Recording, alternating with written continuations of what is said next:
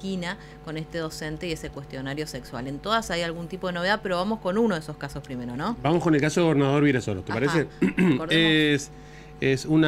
Hay una docena, por lo menos una docena de denuncias realizadas por parte de padres de niñas de 6 y 7 años contra un profesor de educación física allí de un hombre de 40 años en esta localidad del noreste de la provincia de Corrientes por abuso sexual. ¿Este es el profesor que les pedía que se sienten en el regazo a las alumnitas? Alumnitas, digo, son de primer grado, 6, 7 años son primer grado, ¿no? Sí, muy chiquitas.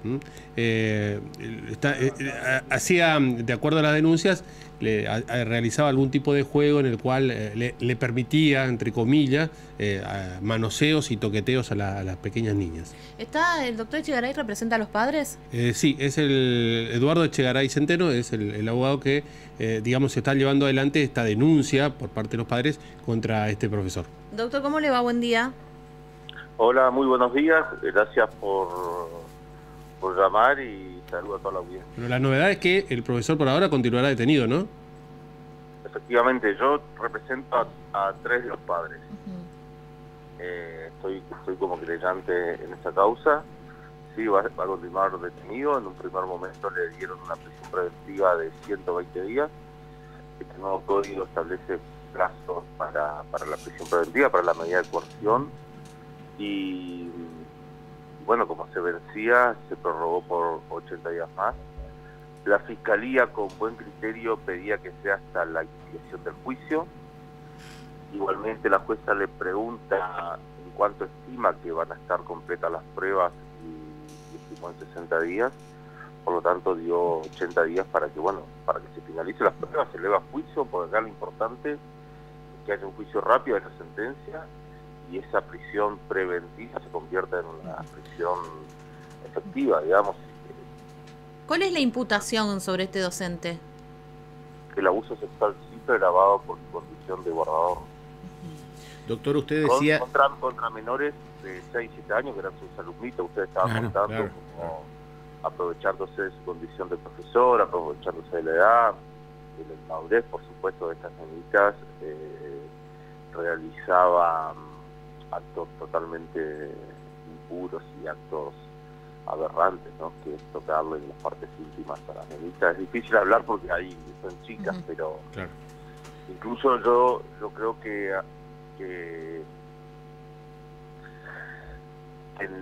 con una menor en el manoseo se excedió, digamos, a mi forma de ver la cosa. No quiero dar detalles. Perdón, doctor, ¿hay pericias de esto? Sí, pues las denuncia las madres, ¿no? No, por eso, pero usted dice en una menor se excedió. Sí, las cámaras Gesell. Pero lo que pasa es que me cuesta graficarlo. Sin duda. Al ser una menor, pero en los manoseos, digamos, esos manoseos fueron más allá de un simple tocamiento, eso es lo que quiere decir. Claro. Doctor, usted dijo yo represento a 3. ¿Significa que hay muchas más personas o muchas más criaturas que lamentablemente sufrieron de esta persona? Sí. Hay como 20 víctimas, de las cuales 12, hasta lo que yo sé, 12 hicieron la denuncia formal, o sea, instaron para que la causa penal avance. Doctor, ¿ya le hicieron cámara Gesell a todas las niñas? A todas. A todas. Falta una que el 27 de octubre se tiene que realizar. Ajá. Y es lo último que falta al expediente, en realidad, por las cámaras Gesell esa, y bueno, ya estaría en condiciones de elevarse, de hacer la acusación y elevarse al plenario.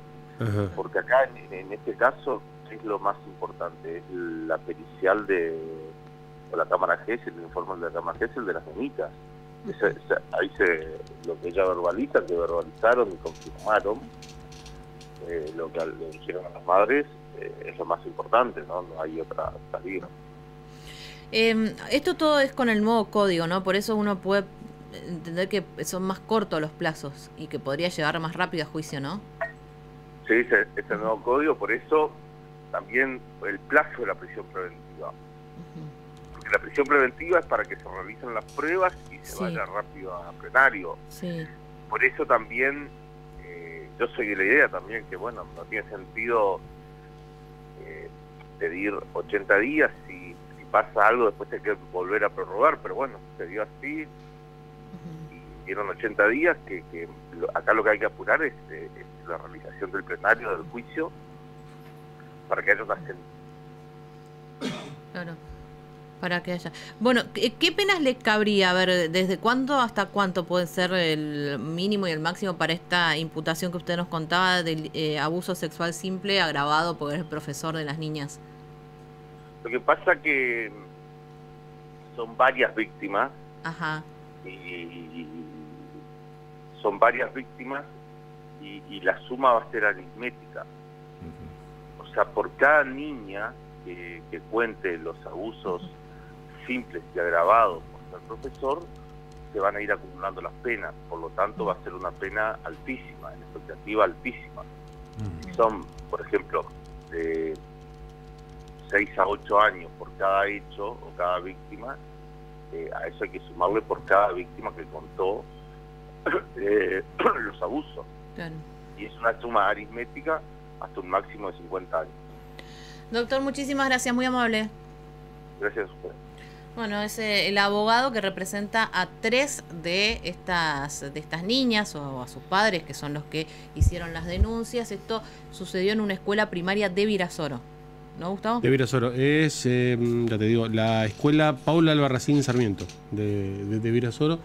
Y bien lo decía el doctor, hay por lo menos 12 denuncias, aunque en muchos casos se conocieron más casos, pero que los padres no quisieron, digamos, que las niñas pasen por este proceso nuevamente, cuando ya había denuncias por esta situación. Este hombre, 40 años, el profesor de educación física, entre otros juegos, le hacía jugar el tema del lobo y demás, los cuales aprovechaba para niñas de 6 y 7 años. No hay que quitarse eso de la cabeza. Niñas de 6 y 7 años a quien inducía a estos juegos a los efectos de acuerdo a las denuncias, tocarlas, manosearlas. Aunque reconoció el doctor que hay un caso donde lamentablemente, aparentemente, fue un poquito... Porque uno dice tocarlas, es abuso sexual. No, por eso. Pero uno trata de ser correcto a la hora de expresarse. Y que indudablemente es ultrajante para una criatura de 6-7 años, pero encima a una de las criaturas fue violentada. Que lo sumo a Pablo también, porque me hicieron acordar una charla que tuvimos hace unos días con unos colegas en relación a los casos de abuso sexual a menores y las limitaciones para preservar la intimidad de los menores en cuanto a cómo se abordan los temas. Y era interesante el punto y me hizo acordar a lo que estamos planteando ahora cuando tratamos de contar lo que pasó. Se utilizan, digamos, términos que tratan de decir lo mismo, pero de una manera no tan directa. Sin embargo, lo que se plantea, me parece interesante, es cuando uno dice las cuestiones de manera más directa, alguien que esté escuchando o mirando puede decir, eso me está pasando a mí. Y ahí, si bien tenés que preservar, digamos, a estas víctimas, porque ya fueron, digamos, ultrajadas y que constantemente se esté planteando con detalles qué pasó, no está bien. Pero por otro lado, si uno dice abuso sexual simple, la mayoría de las personas que están del otro lado no dimensiona ni sabe cómo podría configurarse un abuso sexual. Incluso apoyándome en lo que decís, hay mucha gente que se enoja cuando con la utilización de la palabra simple. Que en definitiva es una palabra técnico, totalmente jurídico, o sea, no viene. Pero a lo que voy es cuando se tendría que buscar la manera de decir tocamientos, o no está bien que un profesor o que un adulto toque de determinada manera a los niños. Y si un niño, porque los niños hoy consumen y ven, y muchos quizás estén viendo, y de alguna manera colaborar, decirle eso no está bien, y lo hacen en relación, ¿sabes qué?, a un caso que fue un caso que es conocido, que está detenida la persona.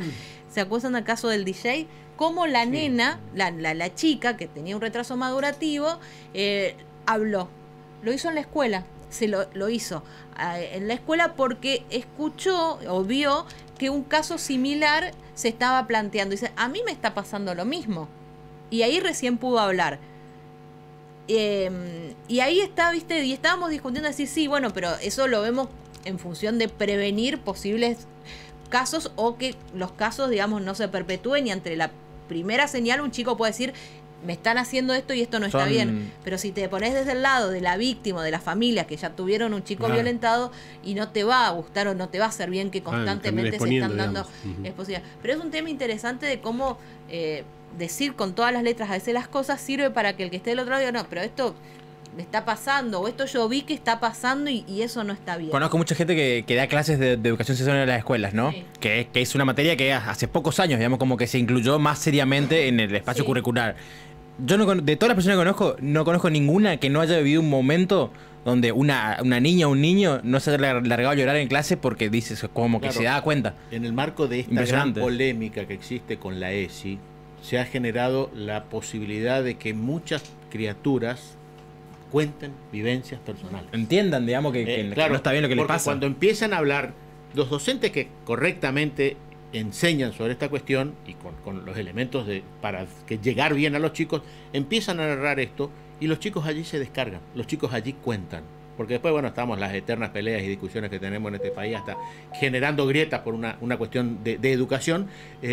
Los chicos rompen ese hermetismo, hasta este desconocimiento, porque los docentes ayudan con esta capacitación, con esta enseñanza. Y hay mucha gente que sigue en contra, digamos, de esa posibilidad, lamentablemente. Y esto lo sumo, pues seguramente es uno de los temas del LT7noticias.com, que poco ayuda el cuestionario del docente en esquina, que no sé si habrá explicado qué quiso hacer con ese cuestionario, porque cuando vos ves el tenor de las preguntas, y muchos padres dicen, yo no quiero que le expliquen estas cosas, esto no es lo que yo quiero como educación sexual, y empiezan esas cuestiones a decir, no, entonces yo no quiero que le enseñen sexualidad a los chicos de la escuela. Y claro, si estás hablando de chicos de 12, 13 años a quienes le planteaban cuestiones que tienen que ver con la práctica sexual en sí, que nada tiene que ver con la educación sexual.